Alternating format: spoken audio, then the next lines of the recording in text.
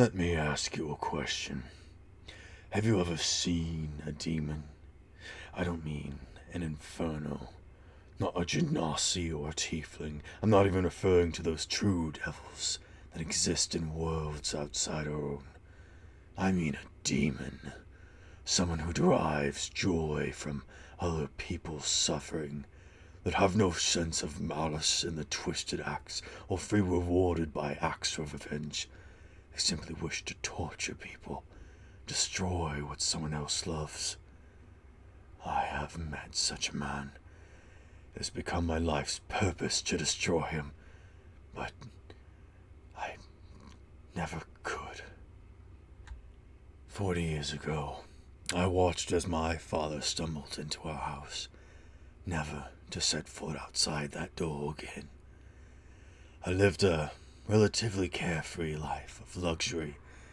Anything I could think of wanting was within reach. I was naive, careless, and I believed my father capable of anything. My father worked hard. He was talented too. With the rise of magic and industry, individuals with talents were becoming rare. Someone had a business already established, with a name already made for themselves. You could still manage to scrape by. Commerce can only succeed with marketing. Being good at something could only get you so far. My father was the best leather worker in existence, and I won't tolerate anyone who dares question that fact. There was no one who could stand up to him. No man, at least. Magics could do anything, and machines might have been faster, with more consistency and less likely to break down, but it's all artificial. The only real things in life are the things you do yourself. I've always hated magic, and what it did to tear apart our family. My mother was lost at sea from a failed enchantment of a buoyancy device. My father was shifted into a wall from a prankster placing a sigil on the back porch. And my sister died in her own home from an explosion of magical components her alchemical husband was messing around with. Magic has only resulted in inconsistent and exponentially dangerous outcomes. I swore that I would never learn magic, or let my children learn magic, or allow any magic to infest my home in order to keep my family safe. From the moment my father collapsed to the floor in front of me, blood poured from his face as my mother rushed to him. I was only 9, but I became a man that day. It was no longer acceptable for me to stand by and let things be handed to me. My father had worked harder than anyone else in this cursed city, and I would live up to that legacy. I would work until I paid him back in full for his sacrifices. But more importantly, I would make the man that hurt my father pay for what he had done.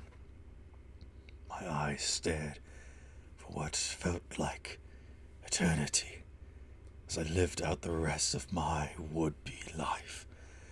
All the idealized events of success, luxury, and fame passed by in a single moment.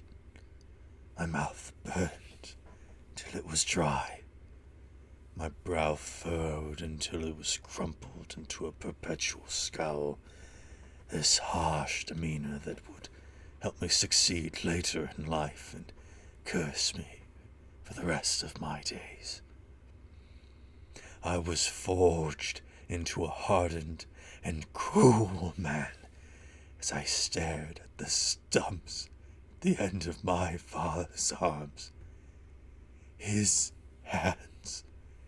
They had taken his hands. Monsters. Apparently, his work was not satisfactory to them, and in payment they had taken his entire livelihood from him.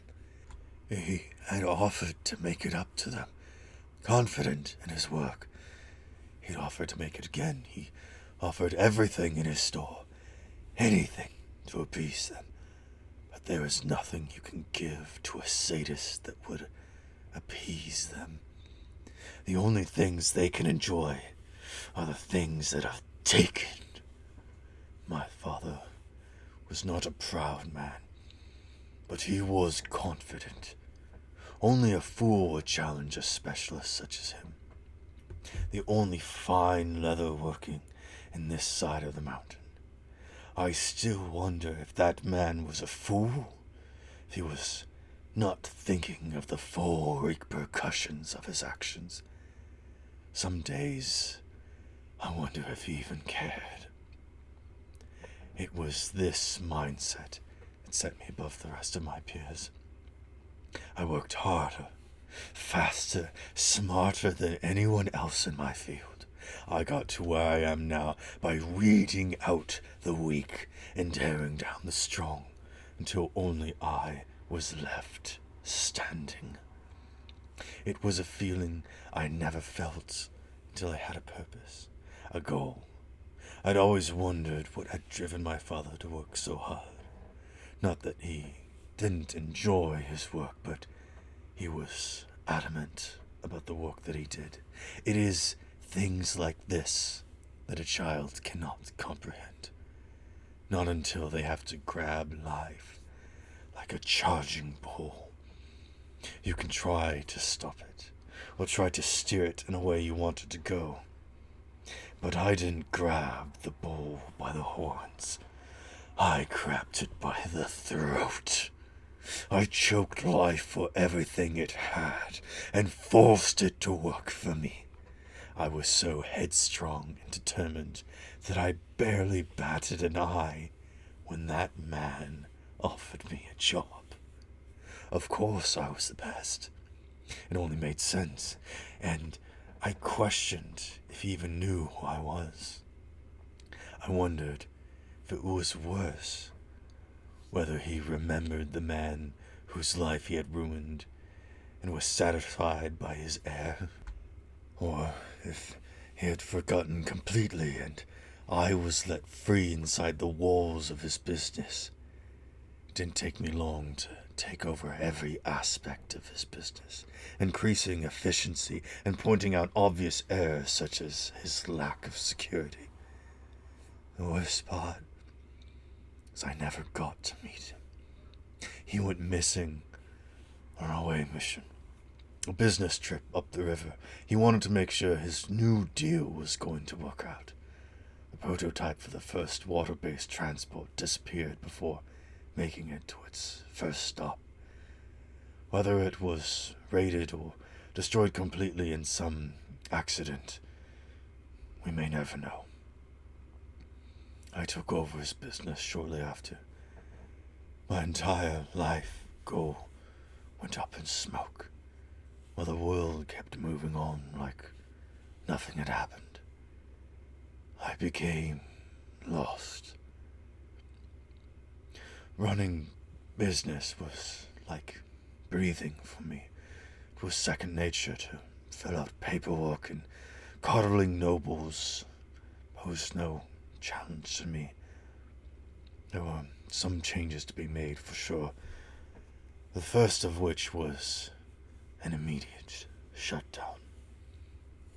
I walked out into the massive warehouse and leant up against the railing, watching the workers toil away down below.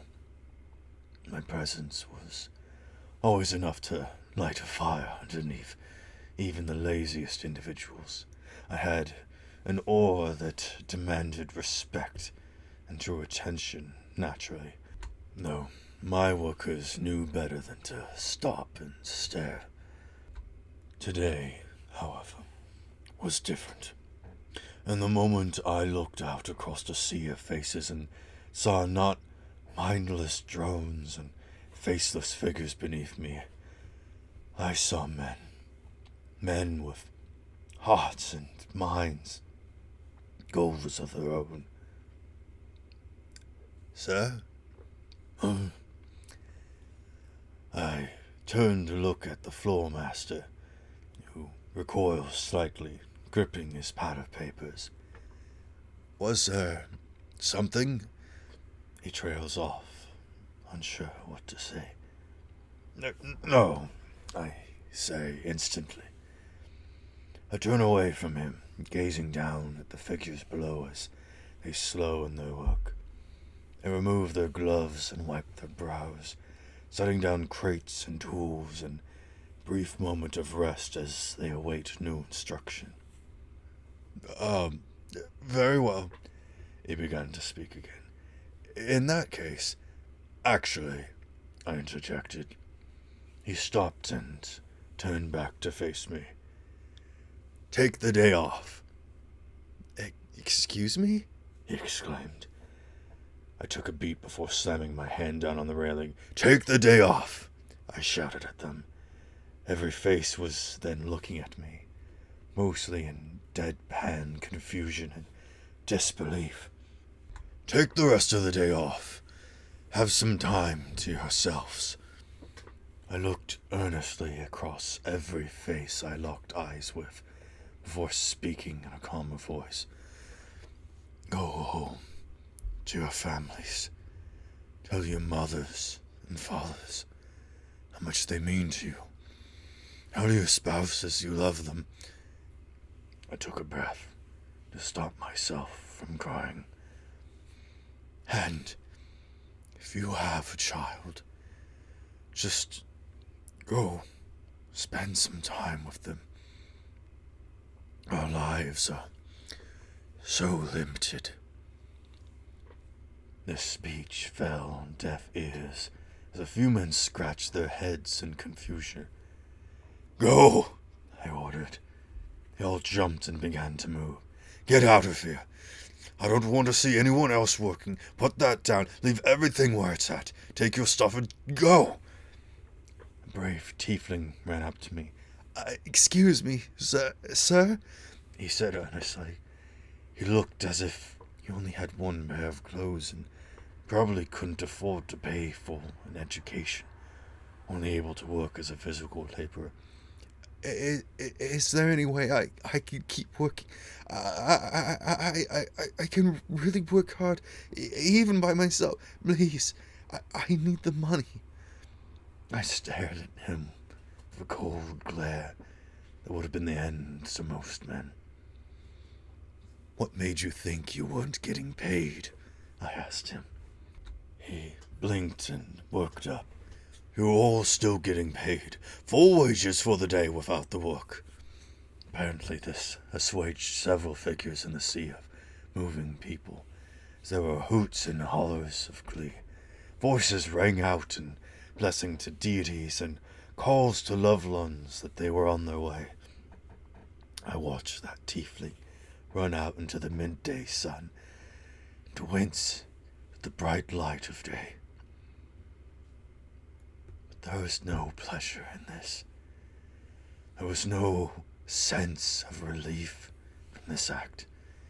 I myself had wasted my own life in pursuit of vengeance and missed the opportunity to spend my life with the rest of my father's.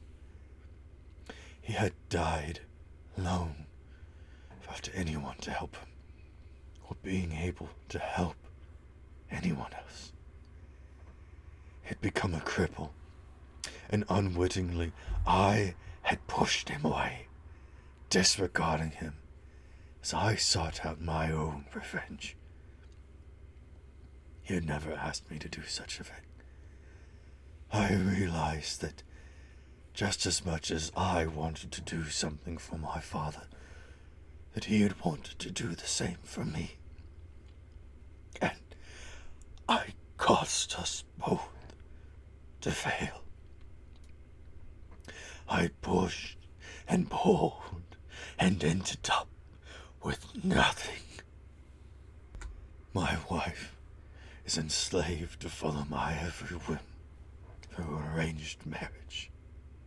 My youngest has sought out a life of rebellion against me and my cruel, misguided rulings, pursuing magic as his passion, despite my prejudice. My only daughter followed my footsteps and pushed me away to make a name for herself, garnering respect and power in hopes of gaining something that cannot be earned. And my eldest son, I have pushed so far. He is now lost somewhere in a world beyond even my reach. My wife is crippled because of my decisions, both physically and metaphorically, unable to move and reach anything. My children suffer from a lack of pride and support that a loving father should freely give. I have an empire of wealth, but am unable to provide for my family in the matters that mean the most. I look in the mirror at a sad, broken man, disheveled and lost, the same way my father looked when he stumbled home that night. Her face twisted and bound up in anguish, fear, pain, and disgust. I try to glower, to grit my teeth, or even frown, though my heart wishes it could scream in agony. I am simply too defeated to fight anymore. I stare intently at the man who ruined my life, the demon who took everything away from me without a second thought. I have met the monster, and it is me.